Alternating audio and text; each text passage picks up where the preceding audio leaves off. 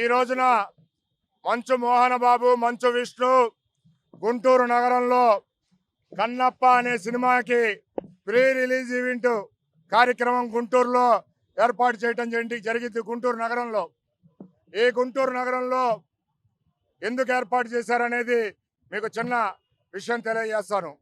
ఈ కన్నప్ప సినిమా గురించి మేము 10 నెలల క్రితం ఏపీ హైకోర్టులో రిట్ పిటిషన్ నెంబర్ 6236 దాఖలు చేయడం జరిగింది 10 నెలల క్రితం.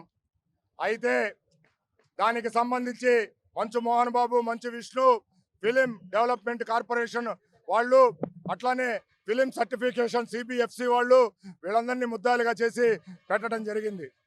బ్రహ్మానందం, సప్తగిరి మీద కూడా.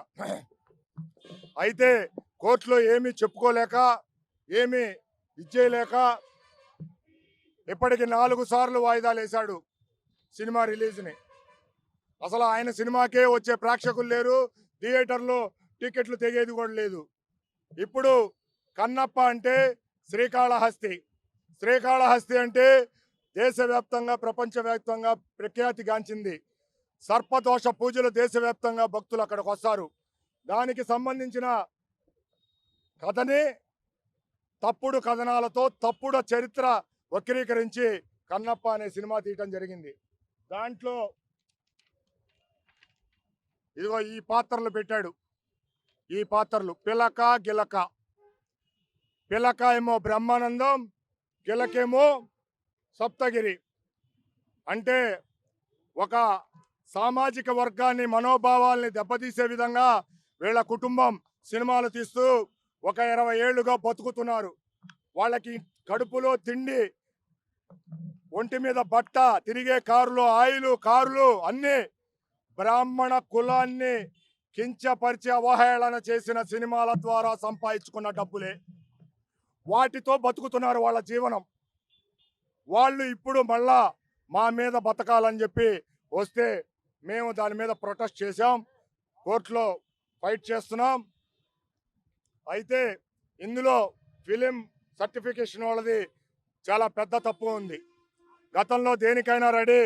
మేము హైకోర్టుకు వెళ్తే 3 సన్నివేశాలు కట్ చేయమని చెప్పి హైకోర్టు తీర్పిచ్చింది 2013లో. అప్పటికి సినిమా వెళ్ళిపోయింది. మళ్ళా ఇప్పుడు సిబిఎఫ్సి వాళ్ళకి మేము నోటీసులు ఇచ్చాం పోయిన సంవత్సరం ఈ సినిమా మీద. ఇప్పుడు కూడా దాని మీద వాళ్ళు ఆల్రెడీ లాయర్ని పెట్టుకొని కోర్టులో, హైకోర్టులో వాదించుకుంటున్నారు. మేము ఒకటే చెప్తున్నాం,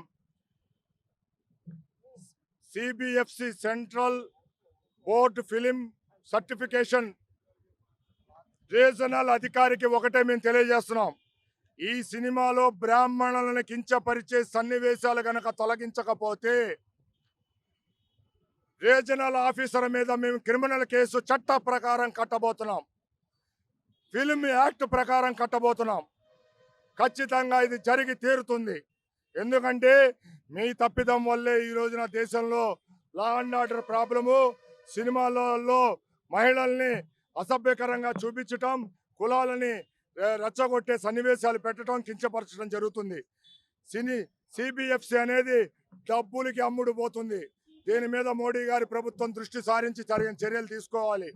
మంచు మోహన్ బాబు గారికి ఒకటే చెప్తున్నాం, మీరు ప్రీ రిలీజ్ ఈవెంట్ గుంటూరులో ఏర్పాటు చేశారు. మీకు ఆ రిలీజ్ ఈవెంట్లో దమ్ము, ధైర్యం ఉందా?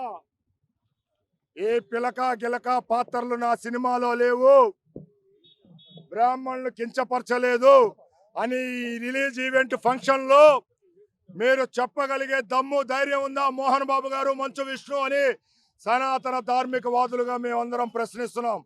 దమ్ముంటే చెప్పండి, లేకపోతే బ్రాహ్మణ శాపాలు, హిందూ ధార్మిక సనాతనవాదుల శాపాలు మీకు ఖచ్చితంగా మీ కుటుంబానికి తగిలి తీరుతాయి, మీరు మీ కుటుంబ సభ్యులు అని హెచ్చరిస్తున్నాం.